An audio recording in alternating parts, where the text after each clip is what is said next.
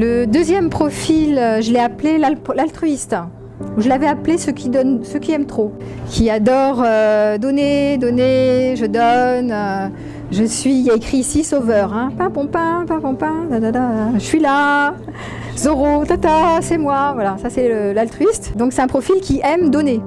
Il y a écrit ici comme drapeau, c'est l'amour qui soigne, c'est l'amour, c'est l'entraide, la solidarité, la fraternité.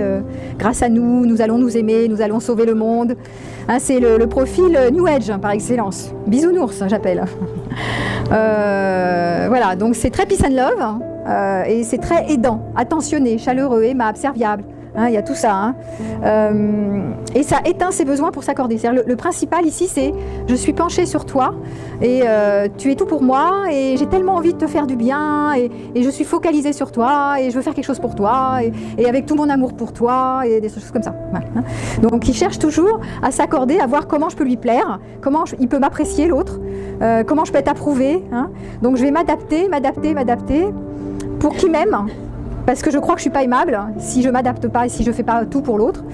Et je vais prendre soin de toi, m'occuper de toi. Alors c'est génial, hein, pour les autres d'ailleurs. Et c'est je donne plutôt que je reçois. Hein. Je vais éteindre mes besoins, mes propres besoins, pour m'accorder au tien, pour anticiper ce que toi tu as besoin et pour m'oublier moi. Voilà, ça c'est l'altruiste vraiment parfait. C'est je fais pour toi et je m'éteins moi-même. Donc à terme, je ne sais même plus quels sont mes besoins. Est-ce que j'en ai? J'en sais rien. C'est quoi mes besoins d'ailleurs? Je connais les tiens, j'anticipe les tiens, je te fais des petits cadeaux, des attentions, je te fais à manger, je fais la cuisine, je t'emmène là, je te fais ci, je te fais mi. Donc je prends soin de toi plus, mais soin de moi, moins. Voilà, donc l'altruiste, il est au service des autres.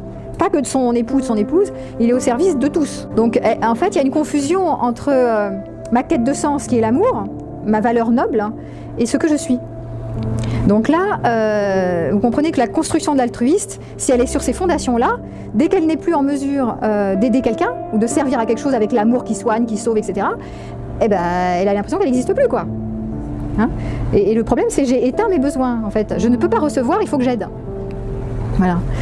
Et exister simplement parce qu'on veut aider son prochain ou on veut aimer, c'est se dévouer pour la cause, pour la bonne cause, mais c'est aussi du sacrifice.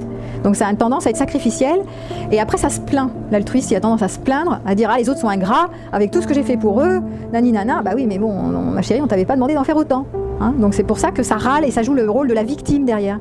Donc ça pleure sur son sort, mais derrière, ils en font 10 fois trop. Et ils ne peuvent pas s'en empêcher, c'est plus fort qu'eux, ils ne peuvent pas s'empêcher d'aider leur prochain. Ici, il y a écrit « sauver ». Je ne suis plus rien, je ne suis pas utile sur Terre si je ne fais pas ça. Donc on voit bien que c'est existentiel, et c'est une construction comme ça, qui a été mise en place tout petit, hein, dans l'enfance. Ça va créer de la dépendance affective, hein, puisque il faut aider l'autre, mais dans le côté plutôt maternant, thérapeute pour l'autre, je te materne, je viens à ton secours. Et les blessures, c'est justement que l'enfant petit a dû sauver le parent, c'est-à-dire aider le parent, parenter le parent, jouer le rôle du parent, parce que lui ne pouvait pas jouer son rôle d'enfant. Il n'y avait pas de place pour jouer son rôle d'enfant, tellement le parent, il ne fallait pas faire de vagues, il fallait l'aider, le soutenir. Sauf que du coup,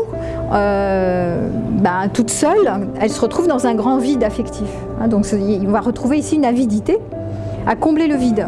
Elles n'aiment pas leur solitude, comme le frileux adore la solitude. L'altruiste déteste la solitude parce qu'il se retrouve en contact avec son grand vide, qui vit comme ça, et qui veut fuir à toute allure. En étant dans la relation, dans les émotions, dans le lien. Voilà. C'est pour ça qu'il retourne dans le lien et qu'il gère mal sa solitude. Mais lui, il a tout intérêt à connecter ses besoins et à rester un peu en contact avec le vide pour le traverser. Parce qu'il n'y a pas de vide en fait, hein. Il n'y a jamais de vide. Hein. C'est juste du remplissage. Hein. Le sous-profil, soit boulimique, soit anorexique. Hein. Donc on voit ici les troubles alimentaires arriver très souvent de par le côté d'avoir besoin de se remplir de nourriture affective, de nourriture affective qui a manqué, de nourriture sexuelle aussi, hein, mais tout ce qui est, voilà, j'ai besoin de me remplir, mais en fait pour me remplir, je donne aux autres. Donc je suis thérapeute, je suis soignant, je suis infirmier, je suis altruiste, voilà, je donne et je ne prends pas soin de moi. Et donc ça a du mal à mettre un stop, un frein à l'autre. Donc ils vont se faire souvent maltraiter, c'est possible, ou intruser ou maltraiter. Et donc vont souffrir non seulement de dépendance affective très souvent, mais de se maintenir dans des relations toxiques. Ils ne savent pas mettre un stop, ils ont du mal. Ils pensent qu'il faut encore, ils se sentent coupables de ne pas en avoir assez fait, et peut-être on peut encore le sauver, peut-être il y a encore de l'espoir, que peut-être ça change, et peut-être ça va s'arranger, voilà, des trucs comme ça. Ah, ça c'est eux. Donc l'attachement est anxieux. Ça c'est l'altruiste. Donc les pistes, hein, j'ai dit, cessez de jouer à l'indispensable. Arrêtez de se croire, ça c'est la toute puissance. Moi je crois que je suis tout, grâce à moi, je vais t'aider grâce à moi. Donc ça c'est, je joue à l'indispensable. Arrêtez de jouer au sauveur, ici pain pompin, faut arrêter. Dire non, s'occuper de soi. Apprendre à identifier ses besoins. Donc pour ceux qui connaissent la communication non violente, vous avez toute une liste des besoins. Donc pour les altruistes, allez regarder les 3-4 pages sur la liste des besoins. Apprenez ça, apprenez à identifier vos besoins. C'est pas une mince affaire pour vous. Hein, donc allez-y sérieusement. Voilà. Demandez ce dont vous avez besoin, au lieu d'attendre. Hein, demandez et recevez. Demandez et recevoir ce dont j'ai besoin. Donc là, il y a du boulot. Et reconnaître les qualités qu'il a. Parce que très souvent, il se trouve médiocre, il trouve qu'il n'a pas de valeur, que l'autre est mieux que lui. Ils font partie des personnes moins plus. Hein. Moi, je suis moins et les autres sont plus. Donc il est admiratif de la personne qu'il aime, mais il se minimise, c'est-à-dire il se met en dessous. Il a beaucoup moins de valeur que l'autre. Donc il est fasciné par l'autre qu'il admire.